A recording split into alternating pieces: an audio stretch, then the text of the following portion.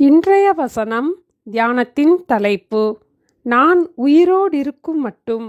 சங்கீதம் 146 2ஆம் வசனம்.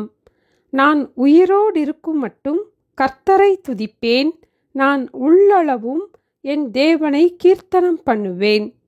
நான் உயிரோடிருக்கும் மட்டும் கர்த்தரை துதிப்பேன் என்ற தீர்மானத்தோடு கர்த்தரை துதித்ததாக இந்த வசனத்தில் நாம் வாசித்தோம். நாமும் கூட ஒவ்வொரு நாளும் சேனைகளின் கர்த்தர் பரிசுத்தர் பரிசுத்தர் பரிசுத்தர் என்று கர்த்தரை துதிக்க ஆரம்பிப்போம். அவர் கிருபை என்றும் உள்ளது. நாம் எல்லோரும் அறிந்திருக்கிறபடி 17ஆம் நூற்றாண்டில் இங்கிலாந்து தேசத்தில் மிகவும் விரும்பப்படும் மனிதர் என்று தேவ ஊழியரான ஜான் வெஸ்லியை அழைத்தார்கள். இவர் இங்கிலாந்து தேச எழுப்புதலுக்கு காரணமாயிருந்தவர். தன்னுடைய 21ஆம் வயதில் ஆக்ஸ்போர்ட் யூனிவர்சிட்டியில் படித்து கொண்டிருந்தார். சிறு வயதிலிருந்தே தேவ பக்தியில் வளர்க்கப்பட்டார். ஒரு நாள் இரவில் நடந்த இந்த சம்பவம் அவர் இருதயத்தில் ஒரு மாற்றத்தை கொண்டு வந்தது. ஒரு நாள் இரவு பயணத்தின் போது சுமை தூக்குகிற ஒரு போர்ட்டரோடு பேசிக்கொண்டிருந்தார். அப்போது அவர் போட்டிருந்த ட்ரெஸ் மட்டும்தான் அவருக்கு இருந்தது. அவருக்கு வீடு கூட இல்லாமல் மிகவும் வறுமையான நிலையில் இருந்ததை அறிந்து கொண்டார். அவ்வளவு ஏழ்மையாக இருந்தாலும் வழக்கத்திற்கு மாறாக அவரை பார்த்தவுடன் அவர் முகத்தில மகிழ்ச்சியாக இருப்பது தெரிந்தது. ஆண்டவருக்கு நன்றி சொல்லும் ஒரு பாடலையும் மெதுவாக பாடிக்கொண்டிருந்தார். இவரை பார்த்து கொண்டிருந்த வெஸ்லி, நீங்கள் எதற்கு ஆண்டவருக்கு நன்றி சொல்லுகிறீர்கள் என்று கேட்டார். அதற்கு அந்த போர்ட்டர் சிரித்தபடி மிகவும் சாந்தமான குரலில் மகிழ்ச்சியோடு இவ்வாறு கூறினார்.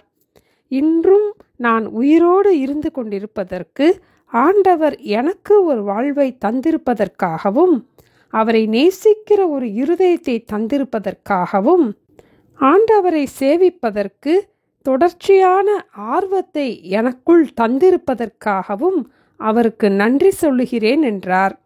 இதை கேட்டதும் ஜான் வெஸ்லி உண்மையாகவே இவர் மிகுந்த நன்றி உணர்வோடு ஆண்டவரை துதிக்கிறதை புரிந்து கொண்டார். இதுவரை நான் ஆண்டவர் எனக்கு ஆகாரம் தந்தார், உடை தந்தார், இருப்பிடம் தந்தார் என்று நன்றி சொல்லி இருக்கிறேன். இப்படி ஒரு நாளும் நான் உணர்ந்து நன்றி சொன்னதில்லை.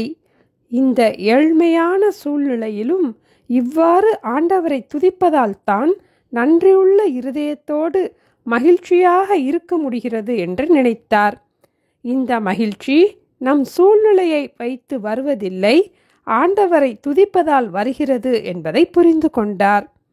பின் ஜான் வெஸ்லி தன்னுடைய 85வது வயதில் அவருடைய மரண படுக்கையின் போது மிகுந்த பலவீனத்தின் மத்தியிலும் I will price my maker while I have breath என்ற பாடலை பாடிக்கொண்டே இருந்தார். அவர் அருகில் இருந்து அவரை பார்த்தவர்கள் எல்லா சூழ்நிலைகளிலும் தேவனை துதிக்க வேண்டும் என்று பழகியிருக்கிறார் என்பதை உணர்ந்து அவர்களும் தேவனை துதிக்க கற்றுக்கொண்டார்கள். நாமும் கர்த்தரை துதிக்க ஆரம்பிப்போம். துதித்தலே இன்பமும் ஏற்றதுமாயிருக்கிறது. நான் உயிரோடிருக்கும் மட்டும் கர்த்தரை துதிப்பேன், நான் உள்ளளவும் என் தேவனை கீர்த்தனம் பண்ணுவேன். ஜெபிப்போமா?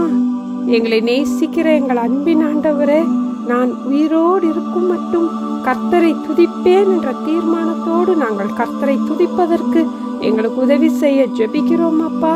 நீர் பெரியவர், நீர் நல்லவர், நீர் அற்புதமானவர் என்பதை அறிந்த நாங்கள் இன்னும் அதிகமாய் உங்களை துதிப்பதற்கு எங்களுக்கு உதவி செய்யுங்கப்பா. இந்த உலகத்திலே எல்லா அறிவை காட்டிலும் மேன்மையான அறிவு தேவனை அறிகிற அறிவு. அந்த அறிவை எங்களுக்கு தந்து எங்களை உங்க பிள்ளையாக நீங்க மாற்றி இருப்பதற்காக ஸ்தோத்திரம் அப்பா. தொடர்ந்து ஒவ்வொரு நாளும் நன்றியுள்ள இருதயத்தோடு தேவனை துதிப்பதற்கு எங்களுக்கு கற்றுக் கொடுக்க வேண்டுமாய் இயேசுவின் நாமத்தில் ஜெபிக்கிறோம் பிதாவே, ஆமேன். Thank you. Have a blessed day.